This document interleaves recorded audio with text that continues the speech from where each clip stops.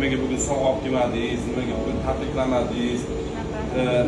Menda masalan kayfiyatim yaxshi bo'lsa, har doim his qilaman bu insonning qadrini va hayot davomida juda ham ko'p sovg'alar berishga, qanaqadir qo'limdan kelgancha hayotini go'zallashtirishga harakat qilaman. Bu uchun menda 8-may yoki Navro'z bo'lishi shart emas.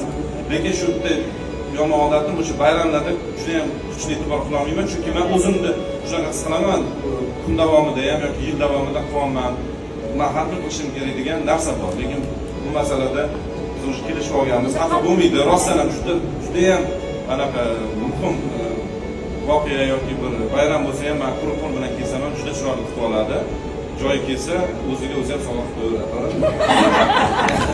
Albatta, hazil qanaqadir namyoklar bo'ladi.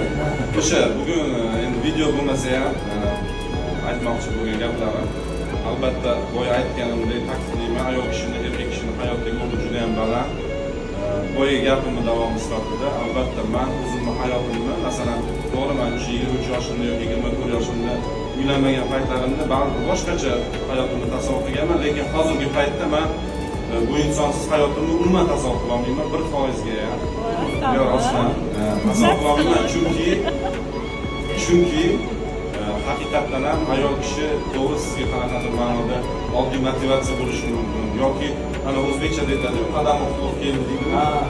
Har taraflama bu baribir taqdir, ikkita insonni ikkita oilada, ikkita dunyoda yashashi, ulg'ayishi va bir kun kelib bir-birini topib birga hayot kechirishi, o'shanga rozi bo'lishi, yaxshi yomon xarakter holatlarga bu juda ham katta narsa va o'sha rahmat aytmoqchiman, o'sha eng yomon xarakterlarimga chidaganingiz uchun. Rostdan ham o'zimni juda yaxshi inson emasligimni bilaman. Voy, juda kerak. Mana o'sha mardi. Meni xarakterimga hech kim meni chidamasa kerak. Albatta men. Chidayman, onam, oyim bo'lishi mumkin. Onalar baribir farzandlari uchun bu narsaga chidaydi. Lekin baribir onalar ham charchaydi-da, o'g'lini masalan Surprizlar. Bitta bo'lmaydi-yu, bir nechta farzandi bo'ladi, charchaydi ular ham misol uchun. O'shaning uchun men ham harakat qilaman oiladagi har xil muammolarni olib chiqmaslikka, misol uchun perjivat qilmaslikka.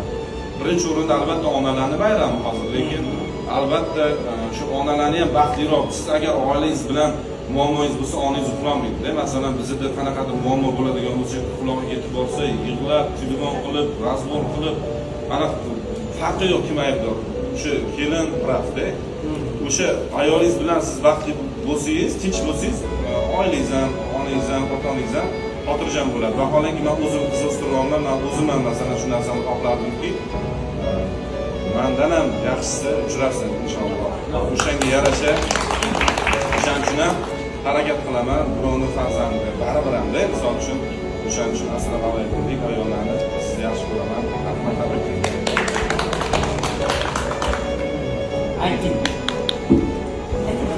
Biz ularga har kuni yaxshi ko'rishimizni, sevgi izhor qilib aytmasligimiz mumkin, lekin ich-ichimizdan baribir ayollar sizga yashab bo'lmasligini bilamiz. Siz onasiz, siz ayolsiz, siz buvijonsiz, siz qiz farzandsiz. Shunday ekan, siz bir so'z bilan aytganda biz erkaklarning hayotimizning mazmunisiz. Syomkamizga hammaga rahmat. Sog' bo'ling. Rahmat.